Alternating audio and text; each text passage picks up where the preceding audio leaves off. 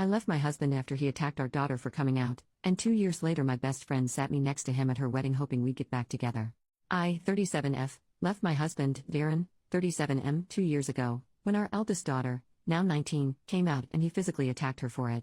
We have 4 children and I have sole custody over the 3 who are young enough to be covered by custody agreements, which Darren has tried to fight me over for the past 2 years, but when you have a criminal record for beating up one child, the courts are unlikely to give you custody of the others. Darren and I were in the same friendship group since primary school, but my friends told me they had all cut contact with him. I went to my friend, Rachel's, 37F, wedding, this weekend when I spotted him at the ceremony. Because it's a wedding and an important day for my friend, I chose not to acknowledge his existence.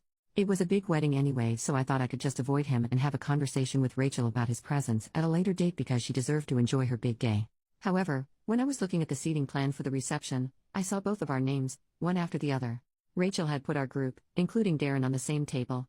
My 2 other friends from this group convinced me to take my seat because we hardly get to see each other anymore, promising that they had no idea why Darren was invited and vowing to make him regret being born if any drama started. Darren sat next to me, greeted me with a "Hey babe," as if we were still together, and I could not cope with being in his presence. All I could think about was desperately trying to restrain him while my second eldest called the police. I downed my glass of Prosecco and walked to my hotel. Yesterday, I got a message from Rachel saying that her mom asked her to invite Darren and Rachel said yes because her parents were paying for most of the wedding. Rachel's mom is Darren's godmother. I asked her about the seating plan and, again, she said that was her mom's doing because she was adamant that there was a potential for us to get back together. She apologized for not telling me, saying that she thought I wouldn't go if I knew, which is true, I wouldn't have come. I have not replied to that message and I don't plan to.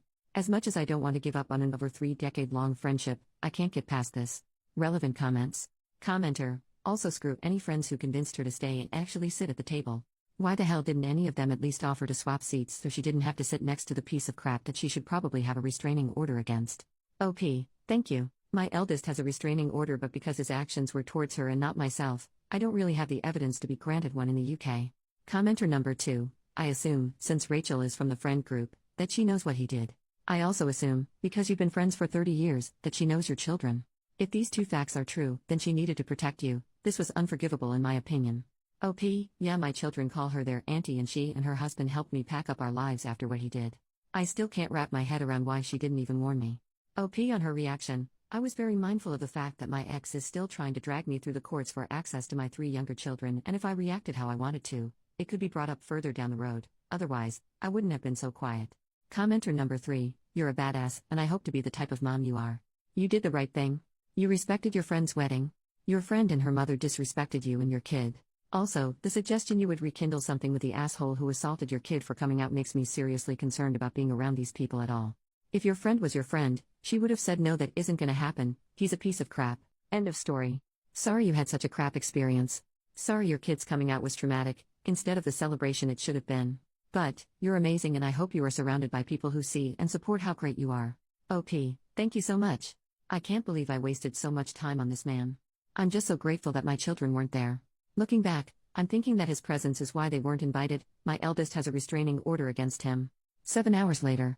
Commenter, you might need to warn your oldest of what happened in case your ex-friends try and contact them over you going no contact. OP, we had a conversation with her when I got home and she has blocked Rachel and her husband. Update, the next day, 35 hours later. Thank you to everyone for their support in the comments. Before I get into the update, I noticed a couple of comments pointing out my mistake with sole custody, and I'm just grateful that I have a solicitor for custody stuff because if I make a mistake doesn't come up with a wiggly red line under it, I will not pick up on it. Anyway, I did not reply to Rachel and just blocked her, but her husband called me yesterday. He apologized but then went on about how hard this is for Rachel and how she feels that the day was tainted for her. I told him that how she sees her day is not my responsibility and I ended up blocking him as well. I talked to one of the members of the friend group and he apologized for convincing me to even sit down at the table.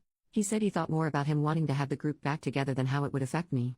He then told me about how Darren told Rachel's family members who asked where I was that me seeing him reminded him too much about our son who died 2 years ago and I had to leave. He was referring to my daughter, who is a, very much alive, trans woman. Apparently no one in the group attempted to correct him, so I have just removed myself from our group chats and am going to try to make better friends. Also, thank you to the people who wished my daughter well.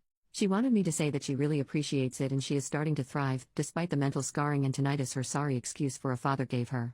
I could not be prouder of how far she has come in her journey and, in September, she will be the first person in my family to go to university. She is taking a page out of the Petty Queen's book and getting her revenge with a life well lived. Relevant comments. Commenter, what do your other kids think why they can't see their dad? OP, my second eldest saw what he did and the younger two saw the state he left their sister in.